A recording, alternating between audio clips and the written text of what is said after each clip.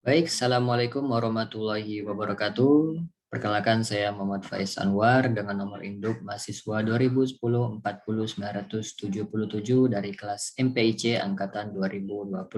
Dalam video kali ini saya akan menjelaskan terkait review jurnal ilmiah yang saya review dan juga sekaligus untuk memenuhi tugas mata kuliah Manajemen Peserta Didik dari Ibu dosen Wiji Hidayati MAG.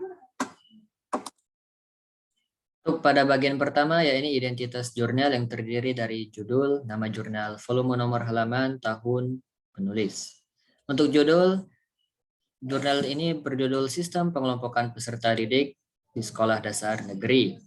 Nama jurnal JMSP atau Jurnal Manajemen dan Supervisi Pendidikan, volume nomor halaman, yakni volume 1 nomor 3 halaman 201 sampai 207.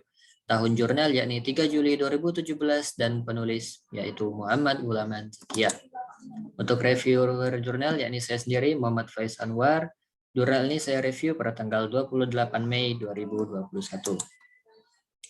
Isi review. Yang pertama, tujuan penelitian. Tujuan dari penelitian ini adalah untuk mendeskripsikan dasar pengelompokan peserta didik, jenis pengelompokan peserta didik, cara pengelompokan peserta didik, dampak positif dan negatif pengelompokan peserta didik, kendala dalam pengelompokan peserta didik, serta cara mengatasi kendala pengelompokan peserta didik yang dilaksanakan di SD Negeri Model Kota Malang. Kemudian subjek penelitian yaitu siswa SD Negeri Model Kota Malang. Metode penelitian yang digunakan ialah metode pendekatan kualitatif jenis studi kasus dengan menerapkan teknik pengumpulan data melalui wawancara, observasi, dan dokumentasi. Selanjutnya yakni hasil penelitian. Hasil penelitian mengemukakan bahwa pengelompokan peserta didik di SD Negeri Model Kota Malang didasari atas dua hal, yaitu persamaan dan perbedaan peserta didik. Persamaannya dirinci dengan menentukan hal-hal yang ada pada peserta didik, misalkan minat, usia, prestasi, dan hal-hal lainnya. Sehingga peserta didik yang memiliki persamaan akan bertempat di kelompok yang sama. Sedangkan perbedaan peserta didik dapat dirinci menjadi beberapa hal, meliputi prestasi peserta didik, jenis kelamin, sikap, dan minat peserta didik. Pengelompokan dilakukan secara merata dan menggunakan 3 macam pengelompokan, yakni prestasi, karakteristik, dan bakat minat siswa. Cara pengelompokan peserta didik di SD Negeri Model Kota Malang menggunakan cara tes dan observasi. Tes yang dilaksanakan tidak dilaksanakan khusus, namun diintegrasikan dalam ujian sekolah atau ujian kenaikan kelas. Sedangkan observasi dilaksanakan khusus untuk mengetahui bakat dan minat yang dimiliki oleh peserta didik. Pengelompokan tersebut memberikan dampak positif terhadap perilaku dan motivasi belajar para peserta didik dan meningkatnya pengalaman dan kemampuan mengajar para guru. Di sisi lain terdapat kendala pada pengelompokan peserta didik seperti adaptasi peserta didik, kevalidan data, administrasi, serta pendataan buku induk peserta didik. Dalam mengatasi hal tersebut, dibutuhkan peran aktif serta perhatian ekstra dari para guru untuk mengatasi permasalahan yang ada, pengambilan data peserta didik melalui satu sumber terpercaya, dan melakukan penjadwalan dalam pengisian buku induk peserta didik. Kemudian kekuatan jurnal.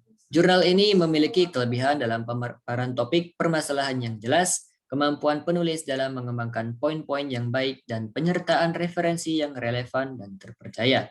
Di sisi lain, pemecahan masalah nilai sudah dijelaskan secara baik, jelas, dan terperinci.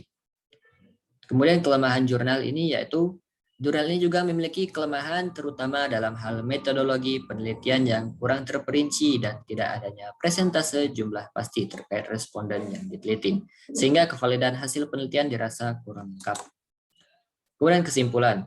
Kesimpulannya, dasar pengelompokan peserta didik di SD Negeri Model Kota Malang memperhatikan aspek persamaan dan perbedaan dalam penerapannya.